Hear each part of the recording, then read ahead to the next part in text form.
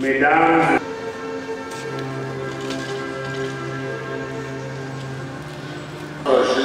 à cette occasion. Pourquoi? Parce que nous savons que la vie que nous avons nous a été donnée. Dans le monde, on définit la vie de plusieurs manières, mais la Bible reconnaît que la vie est un don.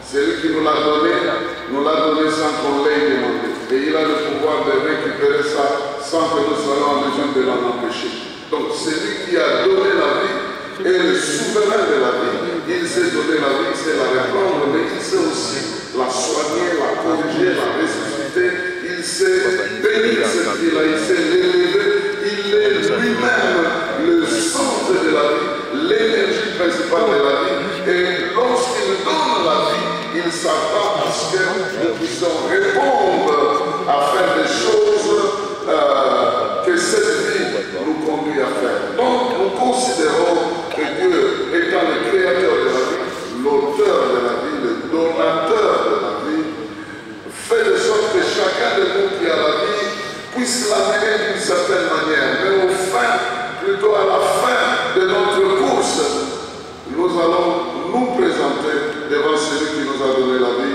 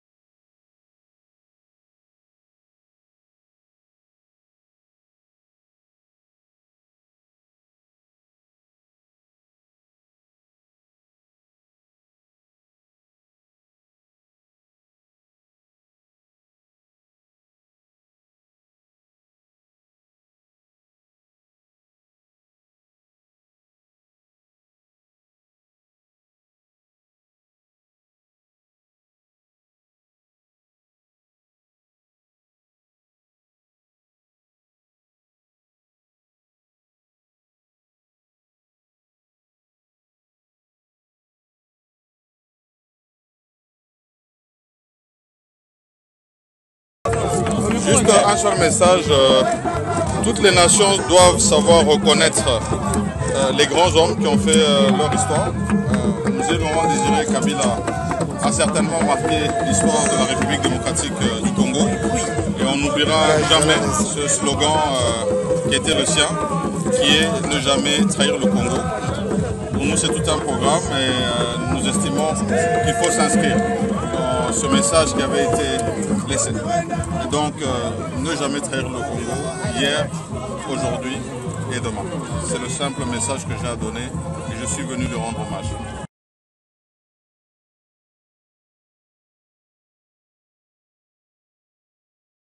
Un mot par rapport à son combat. Par rapport à son combat, nous revenions d'une dictature qui semblait s'éterniser au niveau international, malgré que quelques années avant, il y avait eu le vent de la République avec n'est-ce pas, la démocratie. Mais au Congo, les choses n'avaient pas changé. Et c'est à l'avènement de musée que nous avons pu constater qu'il y a eu un changement. Le pays commençait déjà à vivre une révolution. Et malheureusement, Dieu en a décidé autrement. N'est jamais trahi le Congo, c'était le slogan de Laurent Désiré Kabila. Un mot par rapport à ça et conscientiser la jeunesse congolaise. Ne jamais trahir le Congo. La phrase est bien, elle est belle. Mais l'appliquer, c'est difficile. Notre jeunesse, c'est dommage. Peut-être avec l'évolution du monde, mais je ne sais pas. On ne peut que répéter parce qu'on dit la répétition est la même des choses. On répète toujours la même chose, ne jamais trahir. Mais est-ce que nos enfants, est-ce que la jeunesse nous écoute? Cette jeunesse semble un peu perdue et elle a besoin d'un encadrement. Présentez-vous brièvement. Moi, c'est Madame Marie-Claire Tchou. Merci. Depuis que vous nous avez laissé, beaucoup d'années se sont passées, vous étiez en prison. Je peux dire que c'est la première fois que vous venez célébrer, déposer le gerbe de frère auprès du corps de Mosé. Qu'est-ce que cela représente pour vous? C'est un grand jour où la pluie s'est abattue sur la République. C'est comme aujourd'hui, il le soleil avait disparu. Beaucoup d'entre vous n'ont pas observé les phénomènes de ces jours-là. Et ceux qui ont récupéré l'histoire vous ont manipulé, vous ont raconté des mensonges, et vous avez grandi dans les faussetés. Cette journée, pour moi, c'est une journée de deuil. Un deuil à l'encre indélébile. Ça finira chez tout le monde, sauf dans ma mémoire. C'est les jours où la République a perdu son véritable leader. Mais en même temps, c'est un jour qui doit donner l'espoir. Vous avez dit que ça fait 22 ans que j'étais en prison et tout ce temps. Mais aujourd'hui, si je suis devant vos micros, c'est grâce à une personne. Cette personne s'appelle le président Félix. C'est là qui a décidé de me libérer pour que je me joigne à vous tous.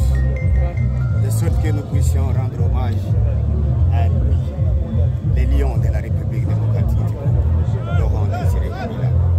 J'ai donc double sens, pleurer mon père et en même temps remercier celui qui a permis que j'ai eu l'occasion de pleurer mon père. Voilà. Oui, l'histoire, vous avez souligné qu'on a manipulé l'histoire. Qu'est-ce qu'on peut retenir par rapport à la journée d'aujourd'hui, concrètement par rapport à l'assassinat? Concrètement, c'est que les méchants ont assassiné le président de la République, Laurent Désiré Kabila. Et vous devez savoir que le président n'a pas été assassiné la nuit. Il a été assassiné pendant la journée. Et il était 12h55 ce jour-là. Et donc, toute la vérité sur sa mort doit être connue. Et elle existe. Tout ce qu'on vous a raconté, c'est de l'histoire politique. Ils avaient raison de vous dire de frustrer, mais la vérité, vous la trouverez quand vous voudrez. Oui, on peut compter sur vous pour avoir plus des détails sur sa mort. Parce que vous dites que toute l'histoire vous sera racontée. Parce que le peuple congolais a... Il n'y avait pas que moi qui étais présent ce jour-là. Oui. Malheureusement, quand on m'a enfermé, tous ceux qui étaient avec moi ce jour-là n'ont pas pris les micros. On leur a privé la parole. Et on a fait ce qu'ils ont fait devant vos micros. Vous êtes contentés justement des mensonges. Mais malheureusement, les mensonges ne triomphent pas toujours. Où étiez-vous personnellement ce jour-là, 12h55? J'étais l'agenda du président de la République. J'étais le deuxième cerveau de Laurent Désiré Kabila. Et donc, là où il y a sa tête, son cerveau est. Quand on dit tuer là, vous étiez où en général? Aux environs. J'étais au palais de Mar. Mais je n'étais pas avec lui en face. Il était avec Mota. Ils étaient à deux. Vous avez vu l'assassin alors?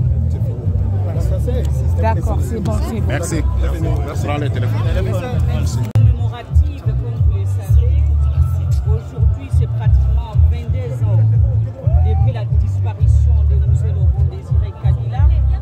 Qui dit Mouzé voit le patriotisme, qui dit Mouzé voit également le nationalisme et l'amour du Congo. Cette journée nous rappelle que nous devons aimer le Congo. Cette journée nous rappelle que nous devons viser la cohésion nationale, l'amour de la patrie pour que le Congo reste indivisible.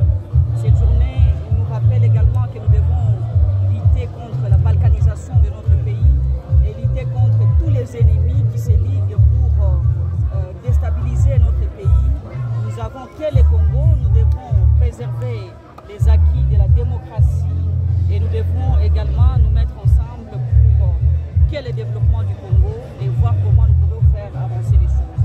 Malgré les divergences politiques, malgré les différents qui caractérisent la classe politique, nous avons tous la responsabilité de servir le Congo et d'améliorer le quotidien des Congolais parce qu'aujourd'hui, ça ne va pas, si je peux le dire, sur tous les plans et surtout sur le plan sécuritaire à l'est du pays.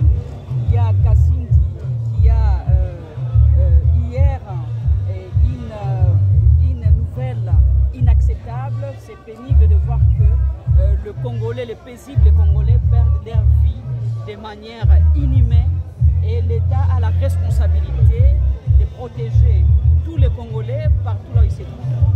Et dès que l'État n'arrive pas à accomplir sa mission, ça nous inquiète parce que ça revient à l'État de pouvoir sécuriser les Congolais partout là où ils se trouvent. Et même aujourd'hui, les problèmes sécuritaires à l'Est, les décisions qui sont prises d'une manière ou un tampon qui échappe au contrôle de la République démocratique du Congo, c'est comme si le Congo est divisé en 3 parties. Une partie qui est dirigée par les autorités congolaises, une partie qui est dirigée par les rebelles et une autre partie qui est dirigée par la communauté internationale. C'est vraiment inacceptable. Nous devons lutter pour que le Congo rentre ensemble, pour que le Congo puisse avoir l'ensemble des territoires nationaux pour le bien des Congolais et que nous puissions aussi essuyer les larmes de nos concitoyens de l'Est du pays.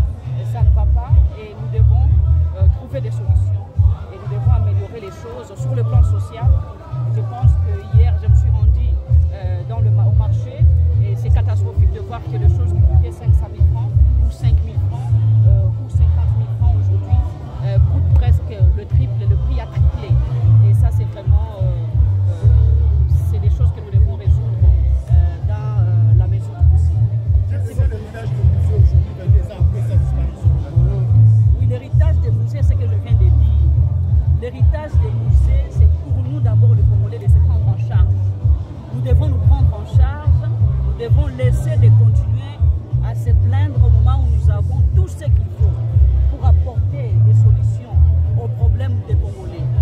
Et nous devons aussi comprendre que ces pays n'appartiennent pas à je peux le dire, un groupe d'individus de la classe politique qui continue à s'enrichir au moment où les Congolais continuent à souffrir.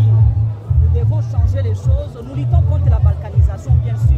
Mais ce n'est pas seulement les guerres qui vont balkaniser aujourd'hui le Congo, mais c'est aussi les problèmes sociaux, parce qu'il y a le plus pauvre et les plus riches.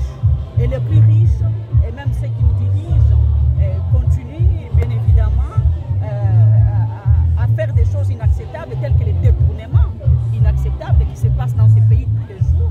C'est des millions qui sont détournés, c'est des problèmes presque partout.